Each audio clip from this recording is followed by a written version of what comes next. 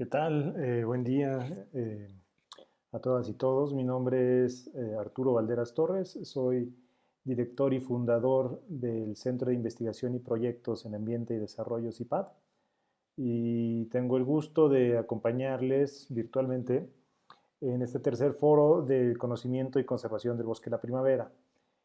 Quiero agradecer a las y los organizadores, en especial a la Universidad de Guadalajara, al Bosque de la Primavera, a la CEMADET, el Gobierno de Jalisco, por esta invitación para participar en este foro. Y yo voy a hablar brevemente sobre algunos aspectos relacionados con la adaptación al cambio climático, ¿no? Entonces, el nombre de la presentación es El bosque de la primavera en una estrategia regional de adaptación al cambio climático basada en ecosistemas. Y hay dos elementos que me gustaría que quedaran muy consistentemente en su memoria a partir de esta presentación, que creo que son muy importantes de tener presentes para la gestión del bosque de la primavera y la gestión territorial regional. Por un lado, podemos pensar en el bosque de la primavera y los procesos de adaptación en dos formas. Una es qué se tiene que hacer para adaptar el bosque de la primavera al cambio climático, es la adaptación del bosque al cambio climático. Y la otra es el rol del bosque de la primavera para la adaptación al cambio climático en un contexto regional, ¿no? Entonces, tenemos que pensar en estos dos enfoques. ¿Cómo adaptar al bosque de la primavera hacia los impactos o para resistir o para reducir el costo de los impactos esperados por el cambio climático? ¿Y cómo podemos nosotros, en cierta forma, sí, seguir beneficiándonos y maximizar los beneficios que genera el bosque de la primavera para ayudarnos a nuestra adaptación al cambio climático? No voy a ahondar mucho en la cuantificación o la justificación o la descripción de todos y la cuantificación de todos los servicios ambientales y ecosistémicos que genera esta reserva, esta área natural protegida, está junto a la ciudad de Guadalajara y también de Tala, Jalisco. Entonces partimos de esa precondición que ya conocemos, ¿no? Que esta es una zona, es un ecosistema rico en biodiversidad y en otros servicios ecosistémicos que brinda una multitud de beneficios a la población y también a la economía de la región. También como antecedente, bueno, nos referimos al cambio climático como esa manifestación del impacto ambiental por las actividades humanas en la biosfera, a partir del cual, por el aumento de las emisiones de gases de efecto invernadero y su concentración en la atmósfera, pues contribuyen en el fenómeno conocido como efecto invernadero al aumento de la temperatura en el planeta y por ende a varias consecuencias que derivan en el cambio climático, también como antecedentes. Y dentro de la agenda climática o la acción climática encontramos dos agendas principales, la de mitigación, que busca reducir las emisiones. En cierta forma, esta es la causa del origen antrópico a la contribución al cambio climático. Lo podemos ver aquí. Y las medidas de adaptación que busca conocer y reducir los efectos, los impactos, adaptarnos a los impactos del cambio climático.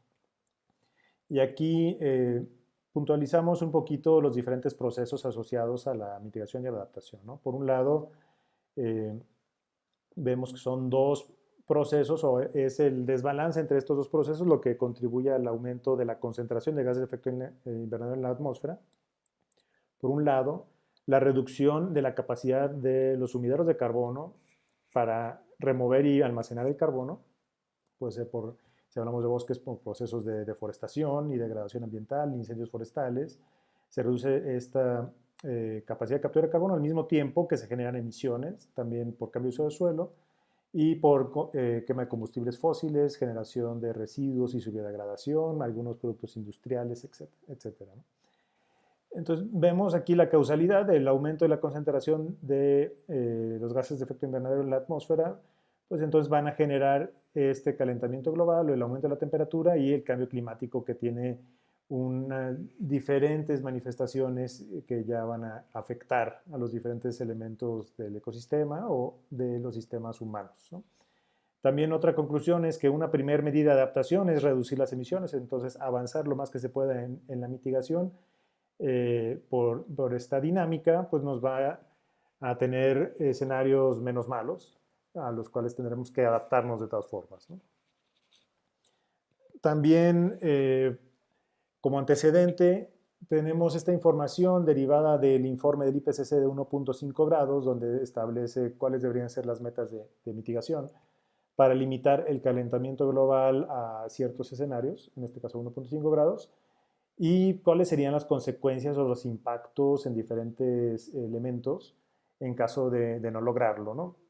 Entonces, tenemos el Acuerdo de París, que tiene dos objetivos, uno formal de 2 grados centígrados y uno más ambicioso de 1.5 grados. Entonces, si logramos alcanzar el objetivo de 1.5 grados, aquí describe brevemente cuáles serían los impactos, por ejemplo, en el aumento del nivel del mar, o en la disponibilidad de agua, o en los sistemas agroalimentarios, o en la biodiversidad. Este, si también en 2 grados, si se alcanza el Acuerdo de París, pues cuáles serían estas consecuencias. A 3 grados, si todos los países cumplieran con sus compromisos expresados en las contribuciones determinadas a nivel nacional, el NDCs, alcanzaría actualmente la ambición actual a llegar a 3 grados, pero como no se están cumpliendo estos compromisos, no estamos llegando a estos resultados, realmente lo que nos dice el IPCC es que el escenario al cual nos dirigimos es un escenario a largo plazo de aumento de 4 grados, ¿no? Que a nivel global implicaría a largo plazo, bueno, a fin de siglo, probablemente un aumento, muy probablemente, de 9 metros sobre el nivel del mar en las costas. Y en la zona que nos interesa, ya tierra adentro, pues estaríamos teniendo sequías frecuentes y severas, también que afectarían los procesos de producción de alimentos, y también una gran presión sobre la vida silvestre, flora y fauna, que llevaría a muchas especies a la extinción local. ¿Qué impactos podemos esperar en esta región de México? De una manera general, la podemos describir. Si tenemos un aumento de la temperatura, el fenómeno que ocurre es que ese aire más caliente en la atmósfera tiene capacidad de contener mayor vapor de agua. Entonces tenemos un proceso donde tenemos más agua en la atmósfera. Y si lo vemos ya a nivel regional entre Bosque de la Primavera y Guadalajara, pues aunado al cambio climático tenemos la isla de calor urbana, que lo que ocurre o lo que está ocurriendo es este aire caliente se satura de humedad, va subiendo en la atmósfera, y durante la tarde cuando sube y se enfría, lo que observamos aquí a nivel regional, pero también en otras partes del mundo, es que tenemos precipitaciones más intensas y mayores volúmenes de precipitación en un menor periodo de tiempo, ¿no? Esto, en el contexto del bosque de la primavera, que puede pasar en un escenario de cambio climático, es que se puede rebasar la capacidad de absorción, de infiltración, y promueve inundaciones, ¿no? Asimismo, también, obviamente, en la zona urbana construida, que es mucho más impermeable y también genera estos problemas de inundaciones.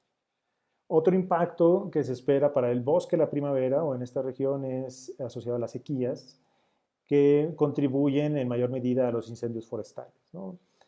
Se reduce la humedad en suelo, en la vegetación estacional o anual, pues tenemos una mayor cantidad de combustible y tenemos incendios. Se puede perder la cobertura si se pasa a través de un proceso de degradación a deforestación o cambio de uso de suelo debido a la pérdida de cobertura de árboles.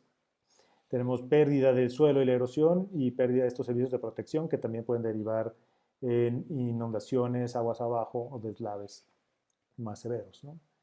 Que sería el segundo impacto asociado a esta dinámica, ¿no?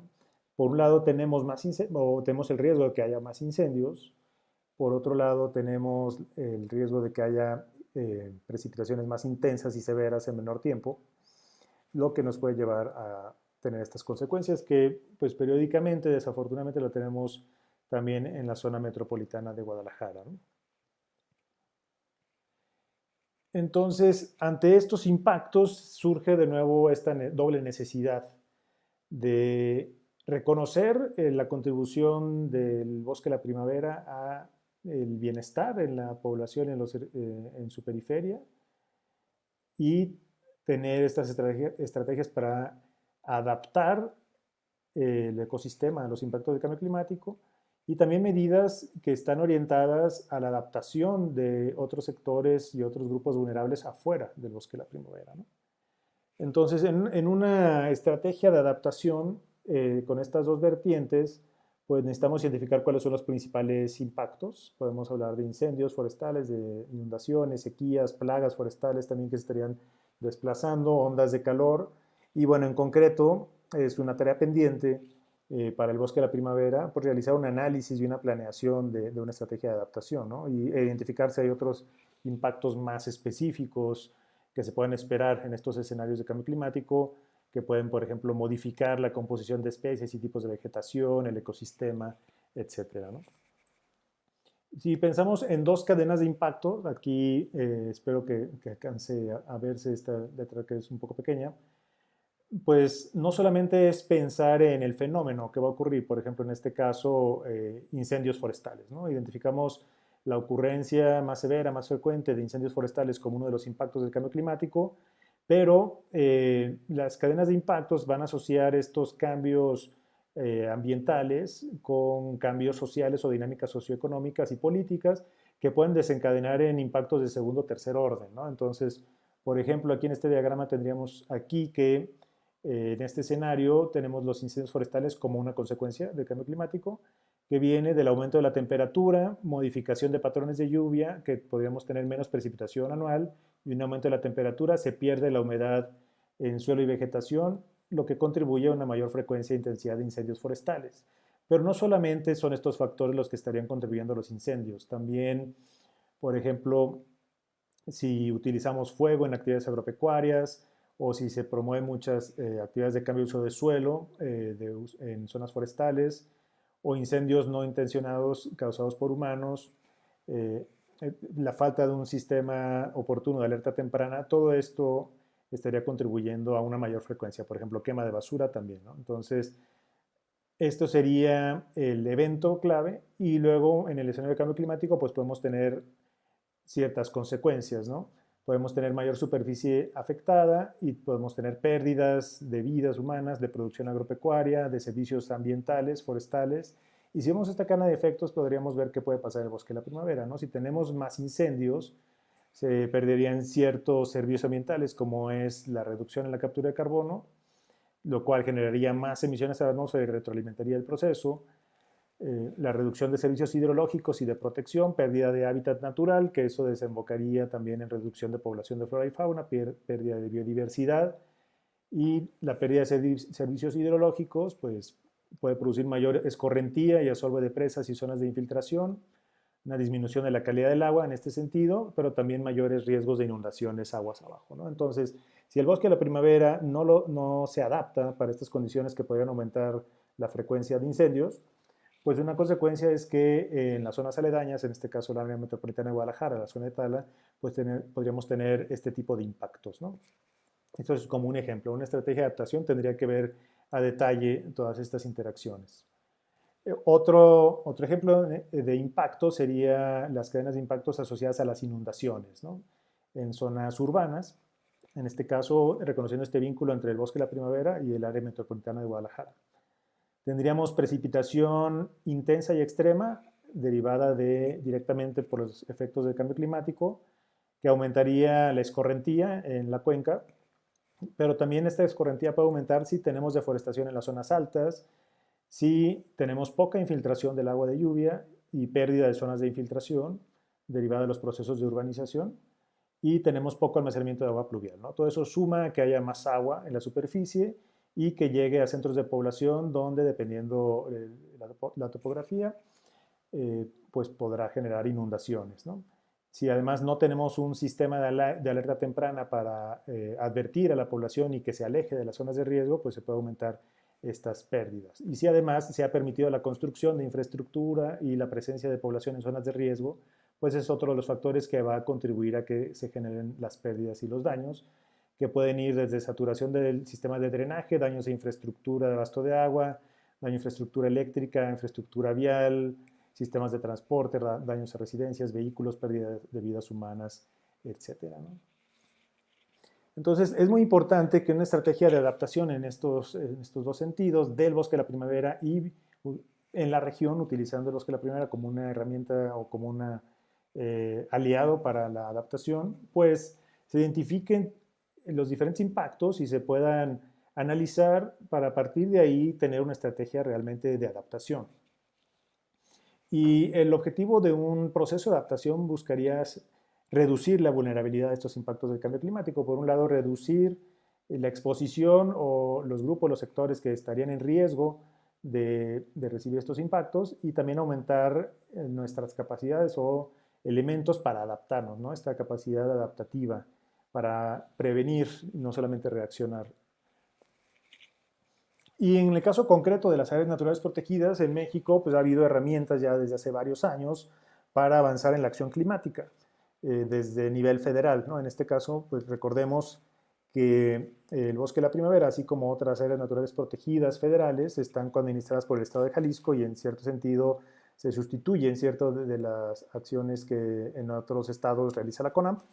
Pero si vemos a lo que se ha hecho desde CONAMP, vemos que se han desarrollado diferentes herramientas para avanzar en las estrategias de acción climática en áreas naturales protegidas, tanto en mitigación como en adaptación, ¿no? Entonces, se cuenta con esta metodología para desarrollar programas de adaptación al cambio climático en áreas naturales protegidas, herramientas de análisis de vulnerabilidad, de diagnóstico rápido de vulnerabilidad y también medidas implementadas en campo, que en su momento tuvieron subsidios.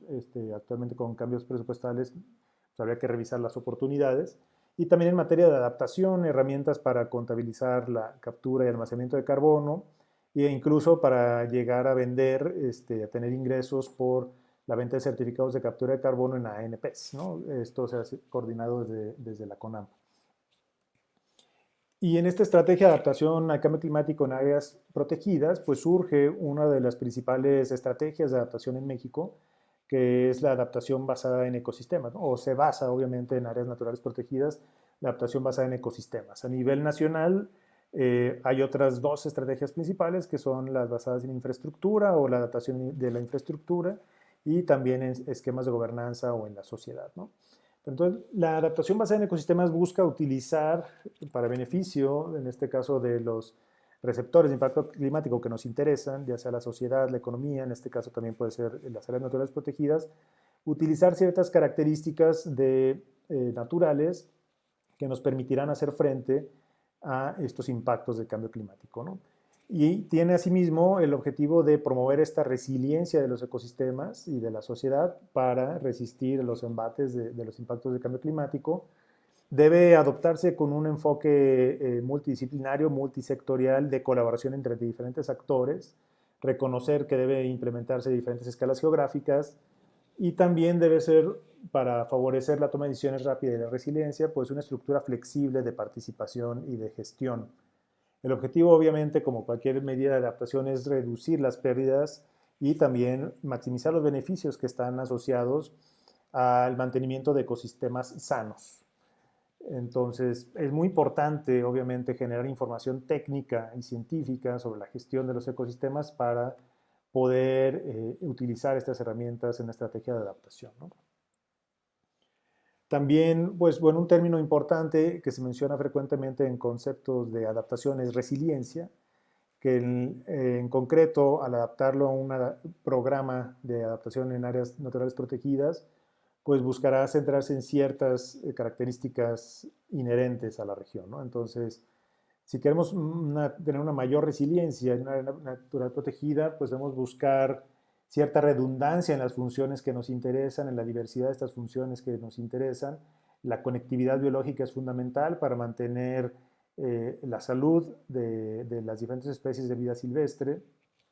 También reconocer que hay variables que van a cambiar con el tiempo, entonces necesitamos tener una estrategia para atenderlas y ver cómo reducir el impacto a nivel local. Y reconocer que es un sistema complejo, ¿no? Si estamos hablando en un área natural protegida, pues tenemos dinámicas sociales, económicas, obviamente ambientales, en suelo, en vegetación, en agua, etcétera, que pues al ser un sistema complejo debemos reconocer que existen incertidumbres y a partir de esas incertidumbres poder tomar decisiones bajo un principio de política ambiental que llamamos principio precautorio, ¿no? También cómo podemos aumentar la resiliencia es generando información y compartiéndola con los diferentes actores en procesos de aprendizaje que puedan integrarse en la toma de decisiones locales de una forma participativa, y teniendo, ahorita vamos a ver un ejemplo conceptual de resiliencia, en este caso una gobernanza policéntrica, es decir, donde haya diferentes centros que puedan tomar decisiones o diferentes mecanismos y mesas de trabajo o tomadores de decisiones que puedan avanzar en las acciones que nos permitan generar esta redundancia en las funciones, ¿no? Entonces, nada más, hablamos mucho de resiliencia, pero ¿cómo podemos adaptar este concepto a los procesos de adaptación?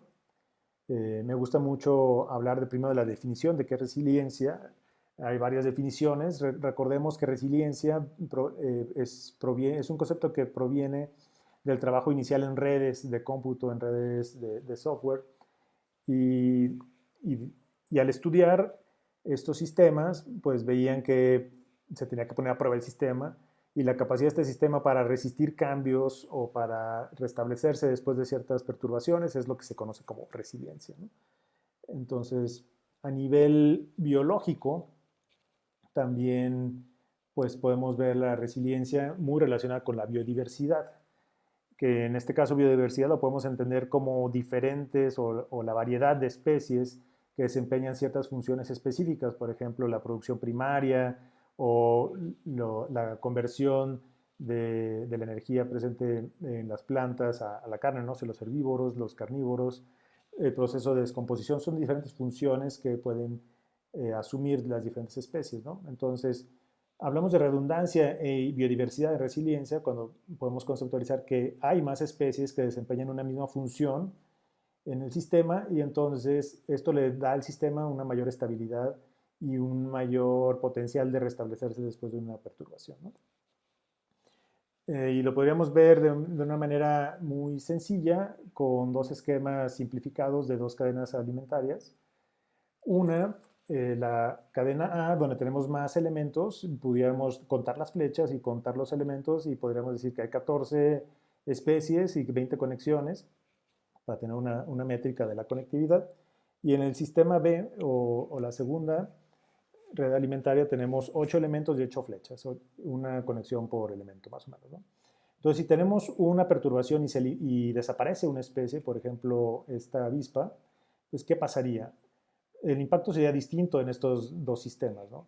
En el primer sistema, las funciones podrían suplirse por otras especies, pero en el segundo sistema, si desaparece este vínculo, el ecosistema como se conoce en ese momento colapsaría porque ya se interrumpiría el flujo de materia y energía hacia otros eslabones de la cadena, ¿no? Entonces, tendría menos capacidad de recuperarse con esta información a la perturbación, que en este caso es la desaparición de una especie. Si lo quisiéramos llevar al contexto del bosque de la primavera y un entorno urbano, tendríamos que identificar cuáles son las funciones que nos interesan fortalecer y mantener en un contexto de cambio climático. Estaríamos hablando de nuestra capacidad y de los servicios de protección de inundaciones, de los sistemas de prevención de incendios, mantener la integridad de la cadena trófica del bosque de la primavera a través de corredores de fauna y pasos de fauna para garantizar que se pueda conservar esta característica, ¿no? También la contribución al microclima local, pues es una de las funciones que nos gustaría fortalecer y aumentar su resiliencia. Pues, los otros dos conceptos que se pueden integrar en una estrategia de adaptación son la adaptación basada en ecosistemas, que es un subconjunto de actividades de las soluciones basadas en naturaleza. Ya hay varios ejemplos de cómo se pueden adaptar estas medidas a la gestión, en este caso más urbana, ¿no? Entonces desde el punto de vista urbano, en Guadalajara o Tala, ¿qué medidas o qué estrategias se van a fortalecer para protegerse ante los impactos del cambio climático? Y una estrategia basada en ecosistemas tendría que pasar forzosamente por la contribución a la conservación del bosque de la primavera. Existen experiencias piloto, por ejemplo, en el caso de Jalapa, en este proyecto que se muestra aquí, que se llama City Adapt, donde se están piloteando o implementando diferentes enfoques de adaptación basada en ecosistemas para incluirlos incluso en la normatividad de desarrollo urbano local, ¿no?